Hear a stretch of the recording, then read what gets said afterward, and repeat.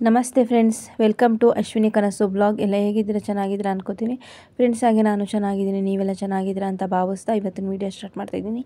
ಇವತ್ತಿನ ವೀಡಿಯೋ ಬಂದು ಜೀವನದಲ್ಲಿ ನಾವು ಒಂಟಿಯಾಗಿದ್ದೀವಿ ಅಥವಾ ಯಾವುದೋ ವಿಷಯಕ್ಕಾದರೂ ನಾವು ಹೆದರ್ತಾ ಇದ್ದೀವಿ ಅಂತ, ಒಂಟಿಯಾಗಿದ್ದು ನಾವು ಜೀವನನ ಹೆದರ್ಕೋಬಾರ್ದು. ಒಂಟಿಯಾಗಿದ್ದೀವಿ ಅಂದ ತಕ್ಷಣ ನಾವು ಜೀವನದಲ್ಲಿ ಹೆದರಬಾರ್ದು. ತಮ್ಮನೇಲಿ ನೋಡಿರ್ತೀರ ಖಂಡಿತ. ಅದ್ರ ಬಗ್ಗೆ ನಾನಿವತ್ತು ಒಂದು ಸ್ವಲ್ಪ ನನಗೆ ಗೊತ್ತಿರೋ ಅಂಥದ್ದು ಒಂದು ಸ್ವಲ್ಪ ಮೋಟಿವೇಶನ್ ನಾನು ಕೊಡ್ತೀನಿ. ಯಾಕಂದರೆ ಪ್ರತಿಯೊಂದರಲ್ಲೂ ಒಂದೊಂದು ಪಾಠ ನಾವು ಕಲಿಸ್ತೀವಿ, ಪ್ರತಿಯೊಬ್ಬರಲ್ಲೂ ಒಂದೊಂದು ಪಾಠಗಳನ್ನ ನಾವು ಕಲಿತಾನೆ ಹೋಗ್ತೀವಿ. ಜೀವನ ಆದಮೇಲೆ ಹಾಗೇ ಅಲ್ವಾ, ಒಬ್ಬೊಬ್ಬರಿಂದನೂ ಒಂದೊಂದು ಪಾಠ ಕಲಿತೀವಿ, ಒಂದೊಂದನ್ನು ನಾವು ಕಲ್ತ್ಕೊತ ಹೋಗ್ತಾ ಇರ್ತೀವಿ. ಯಾಕಂದರೆ ನಾವು ಸಮುದ್ರ ಇದ್ದಂಗೆ, ಅಲಿಯೋ ನೀರುಗಳಂಗೆ, ಅದಕ್ಕೆ ದಡ ಇರಲ್ಲ. ಹಾಗೆ ನಾನು ಏನೇ ಮಾಡಿದ್ರು, ಎಂಥದೇ ಮಾಡಿದ್ರೂ ಕರ್ಮಾನುಫಲಗಳನ್ನ ದೇವ್ರು ನೋಡ್ಕೋತಾನೆ. ಒಳ್ಳೆಯದು ಕೆಟ್ಟದ್ದು ಏನಿರುತ್ತೆ ಅದೆಲ್ಲ ಭಗವಂತ ನೋಡ್ಕೋತಾನೆ.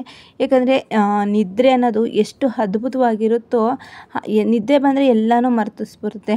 ಅದೇ ಎಚ್ಚರ ಆದರೆ ಎಲ್ಲನೂ ಜ್ಞಾಪಿಸ್ತದೆ. ಹಾಗೆ ಜವಾಬ್ದಾರಿ ಇದ್ದ ತಕ್ಷಣ ಎಲ್ಲನೂ ಮರ್ತೋಗ್ಬಿಡ್ತೀವಿ. ಯಾಕಂದರೆ ಹೇಳು ಬೀಳು ಎಲ್ಲದ್ರ ಮಧ್ಯೆ ನಮ್ಮ ಜವಾಬ್ದಾರಿಗಳಿದ್ದಾಗ ನಾವು ಒಂಟಿ ಅನ್ನೋತನದ ಮರ್ತೋಗ್ಬಿಡ್ತೀವಿ. ಯಾಕಂದರೆ ಎಲ್ಲಿ ತನಕ ನಮಗೆ ನಂಬಿಕೆ ಆಯುಸ್ಸು ಗಟ್ಟಿಯಾಗಿರುತ್ತೋ ಅಲ್ಲಿವರೆಗೂ ಸ್ನೇಹ ಸಂಬಂಧಗಳಿಗೆ ಕೊನೆಯೇ ಇಲ್ಲ. ನಿಜ ಅಲ್ವಾ? ಹಾಗೆ ಒಂಟಿಯಾಗಿ ಬರ್ತೀವಿ, ಒಂಟಿಯಾಗಿ ಹೋಗ್ತೀವಿ. ಮತ್ತು ಇಲ್ಲಿ ಇರೋದು 3 ದಿನದೊಳಗೆ ಈ ಒಂದು ಊರಿಲ್ಲ ಇವರಿಲ್ಲ ಜೊತೆಯಲ್ಲಿ ಅನ್ನೋ ಒಂದು ಚಿಂತನೆಗಳು ನಮ್ಮ ಜೀವನದಲ್ಲಿ. ಯಾಕಂದರೆ ಜೀವನದಲ್ಲಿ ನಮ್ಮ ತಂದೆ ತಾಯಿಗಳು ಇರುವಾಗಲೇ ನಾವು ಜೀವನಗಳನ್ನ ರೂಪಿಸ್ಕೋಬೇಕು. ನಮ್ಮ ತಂದೆ ನಾವು ಬಿದ್ದಾಗ ಮೇಲೆತ್ತಿ ನಡೆಸುವವನೇ ನಮ್ಮ ತಂದೆ ಆಗಿರ್ತಾನೆ. ಸೋತಾಗಲೂ ನಮ್ಗೆ ಹೆಗಲು ಕೊಡೋನು ತಂದೆ ಆಗಿರ್ತಾರೆ. ಏಕೆ ಇದ್ರ ಮಧ್ಯದಲ್ಲಿ 3ನೇವರು ಮಾತುಗಳಿಗೆ ತಲೆ ಕೆಡಿಸ್ಕೋಬಾರ್ದು. ಮತ್ತು ಹಾಗೆ ನಾವು ಎಷ್ಟೇ ಏಳು ಬೀಳುಗಳಿಂದನೂ ಜೀವನಗಳನ್ನ ನಾವು ತುಂಬಾ ಹಾಳು ಮಾಡ್ಕೊಂಬಿಡ್ತೀವಿ. ಕೆಟ್ಟವ್ರ ಸಹವಾಸಗಳು, ಬೇಡದೇವ್ರ ನಿಂದನೆಗಳು, ಬೇಡದೇವ್ರ ಮಾತುಗಳಿಗೆ ನಮ್ಮ ಜೀವನಗಳನ್ನು ನಾವು ಹಾಳು ಮಾಡ್ಕೊಂಬಿಡ್ತೀವಿ. ಯಾಕಂದರೆ ಮನುಷ್ಯ ಹುಟ್ಟಿದ್ಮೇಲೆ, ಈಗ ನಾವು ಹುಟ್ಟಿದಾಗ ನಮ್ಮನ್ನು ಯಾರಿರ್ತಾರೆ? ಯಾರಿಲ್ಲ. ಒಬ್ಬಳೇ ಹುಡ್ತೀನಿ. ಈಗ ನಾನು ಸಾಯಬೇಕಾದ್ರೂ ಒಬ್ಬಳೇ ಸಾಯ್ತೀನಿ. ಹಾಗೆ ಹೋಗ್ಬೇಕಾದ್ರೂ ಒಬ್ಬರೇ, ಬರಬೇಕಾದ್ರೂ ಒಬ್ಬರೇ. ಮಧ್ಯದಲ್ಲಿ ನಾವು ತರೋದೇನು ಅಂದರೆ 4 ಜನ ಸಂಪಾದನೆ. ಆ ಸಂಪಾದನೆಯಲ್ಲಿ ಹಸುವೆ, ಈ ಜಂಜಾಟಗಳು, ಅವಮಾನ ಸನ್ಮಾನ ಇವುಗಳನ್ನ ತಗೋತಾನೆ ಇರಬೇಕು ಎಲ್ಲರಿಂದ.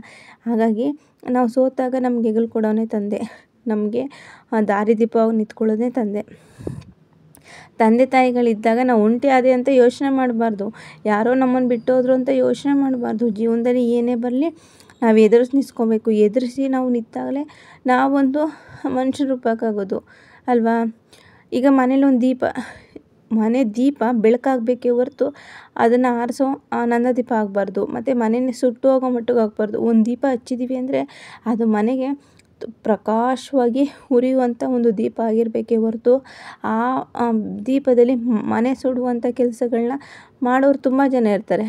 ಮನಸ್ಸನ್ನು ನೋಯಿಸೋರು ತುಂಬ ಜನ ಇರ್ತಾನೆ. ಅದನ್ನೆಲ್ಲ ಯಾರದೇ ಒಂದು ಮಾತಿಗಷ್ಟೇ ನೀವು ಎಲ್ಲರಿಗೂ ಬೆಳಕಾಗಬೇಕೇ ವಿನಃ ಯಾರ್ದೋ ಒಂದು ನಿಂದನೆ ಮಾತಿಗೆ ತಲೆ ಕೆಡಿಸ್ಕೋಬಾರ್ದು. ಆ ವಿಷಯಗಳನ್ನ ಬಿಟ್ಬಿಡಬೇಕು. ಮನಸ್ಸಲ್ಲಿ ನಮಗೆ ಏನಾಗಿದೆ, ನಾವು ಒಂಟಿಯಾಗಿದ್ದೀವಿ ಅಂತ ಯಾವುದೇ ವಿಷಯ ಆಗಲಿ, ಯಾರೇನೇ 1000 ಜನ 1000 ಮಾತಾಡಿದ್ರು ಹೆದರಬಾರ್ದು. ಏನೇ ವಿಷಯದಲ್ಲೂ ಮುನ್ನಡೀತಾ ಹೋಗ್ತಾ ಇರಬೇಕು.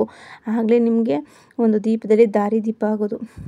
ಒಂಟಿ ಆದೆ ಅಂತ ಯೋಚನೆ ಮಾಡಬೇಡಿ. ಆ ಭಗವಂತ ಜೊತೆಲಿರ್ತಾನೆ, ತಂದೆ ತಾಯಿಗಳ ಜೊತೆಲಿರ್ತಾರೆ. ಸಾಥ್ ಕೊಡೋಕ್ಕೆ, ನೀವು ಸೋತಿದ್ದೀರಂತ ನಿಮಗೆ ಹೆಗಲು ಕೊಡೋಕ್ಕೆ ನಿಮ್ಮ ತಂದೆ ಆಗಿರ್ತಾರೆ. ಇದಕ್ಕಿಂತ ಇನ್ನೇನು ಬೇಕಾಗುತ್ತೆ? ಬೇರೆ ಯಾವುದೇ ವಿಷಯಗಳಿಗೂ ಅಷ್ಟೇ. ಯಾಕಂದರೆ ಈ ಜಗತ್ತಲ್ಲಿ ನಾವು ಹುಟ್ಟೋದು ಏನಾರ ಸಾಧನೆ ಮಾಡಬೇಕು, ನಾವೇನಾರ ಒಂದು 4 ಜನ ಮುಂದೆ ಒಂದು ನ್ಯಾಯ ನೀತಿ ಧರ್ಮದಲ್ಲಿ ನಾವು ಬದುಕಬೇಕು ಅಂತ. ಯಾಕಂದರೆ ಜೀವನದಲ್ಲಿ ಯಾರು ಉದ್ಧಾರ ಮಾಡೋಕ್ಕಾಗಲ್ಲ, ಯಾರು ಹಾಳು ಮಾಡೋಕ್ಕೂ ಆಗಲ್ಲ. ಅವ್ರವ್ರ ಯೋಚನೆಗಳ ತಕ್ಕಾಗಿ ಅವರು ಎಲ್ಲ ಜೀವನಗಳಲ್ಲಿ ಇದು ಮಾಡ್ಕೋಬೇಕಾಗತ್ತೆ.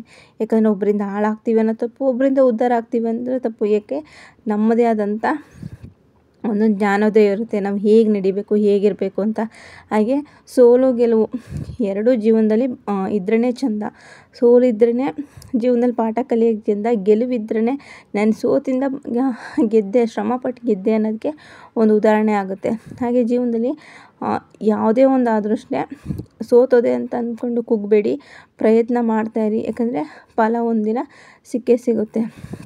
ಸೋತವನಿಗೆ ಅಲ್ವ ಯಾವತ್ತಿದ್ರೂ ಜಯ ಸಿಗೋದು. ಹಾಗೆ ಎಲ್ಲ ಸಮಸ್ಯೆಗಳಿಗೂ ಸಹನೆ ಮತ್ತು ಕೂತ್ಕೊಂಡು ಯೋಚನೆ ಮಾಡಬೇಕು, ಸಹನೆ ಇರಬೇಕು. ದೊಡ್ಡ ಸಮಸ್ಯೆಗಳು ಏನೂ ಇರಲ್ಲ ಜೀವನದಲ್ಲಿ, ಎಲ್ಲನೂ ಕೂತ್ಕೊಂಡು ನಾವು ಯೋಚನೆ ಮಾಡಿದ್ರೆ ಖಂಡಿತ ನಮ್ಮ ಜೀವನದಲ್ಲಿ ನಾವು ಒಂಟಿ ಅನಿಸಲ್ಲ. ಸಾಧನೆ ಮಾಡಬೇಕು, ಹೆಗಲು ಕೊಡೋಕ್ಕೆ ತಂದೆ ತಾಯಿ ಇರ್ತಾರೆ. ಇದ್ರೆ ಸಮಯ ಬೇಗ ಹೋಗುತ್ತೆ. ಕೆಟ್ಟ ಕಾಲ ಬಂದರೆ ಸಮಯ ಹೋಗಲ್ಲ, ಒಳ್ಳೆ ಕಾಲಗಳು ನಮಗೆ ಸ್ಟಾರ್ಟ್ ಆಗಿದೆ ಅಂದರೆ ಸಮಯ ಹೋಗೋದೇ ಗೊತ್ತಾಗಲ್ಲ. ಅದೇ ಕೆಟ್ಟ ಕಾಲ ಸ್ಟಾರ್ಟ್ ಆಗಿದೆ ಅಂದರೆ ದಿನ ಇಡೀ ಕೂತ್ರೂ ಸಮಯದಾಗಲ್ಲ, ಸಮಯ ಇದ್ದಲ್ಲೇ ಇರುತ್ತೆ ಅಲ್ವಾ. ಹಾಗಾಗಿ ಯಾವುದಕ್ಕೂ ಯೋಚನೆ ಮಾಡಿಬಿಡಿ. ಜೀವನ ಆದಮೇಲೆ ಅನಿವಾರ್ಯ, ಏಳು ಬೀಳು ಸಹಜ. ಹಾಗೆ ಒಂಟಿ ಆದೆ ಅಂತ ಎಂದೂ ಹೆದರಬೇಡಿ. ಜೀವನದಲ್ಲಿ ನಮ್ಮ ಜೊತೆ ನಮ್ಮ ತಂದೆ ಇದ್ದಾನೆ, ತಾಯಿ ಇದ್ದಾರೆ ಅಂತ. ಯಾಕಂದರೆ ನಮ್ಮ ಬೆನ್ನಿಂದೆ 1000 ಜನ 1000 ಮಾತಾಡ್ತಾರೆ. ಬೆನ್ನಿಂದೆ ಮಾತಾಡೋರಿಗೆಲ್ಲ ನಾವು ತಲೆ ಕೆಡಿಸ್ಕೋಬೋದು. ಯಾಕಂದರೆ ಮುಂದೆ ಮಾತಾಡೋರಿಗೂ ತಲೆ ಮತ್ತು ಕೊಂಕು ಮಾತಾಡೋರಿಗೂ ತಲೆ ಕೆಡಿಸ್ಕೋಬೋದು, ಹಿಂದೆ ಮಾತಾಡೋರಿಗೂ ತಲೆ ಕೆಡಿಸ್ಕೋಬಾರ್ದು. ನಮ್ಮನ್ನು ಮಾತಾಡೋದು ಹೆಂಗಿರಬೇಕು ಅಂದರೆ, ನಮ್ಮ ಜೀವನದಲ್ಲಿ ನಾವು ಅಯ್ಯಪ್ಪ ಇವನಾ ಅಂತ ಹೇಳಬೇಕು.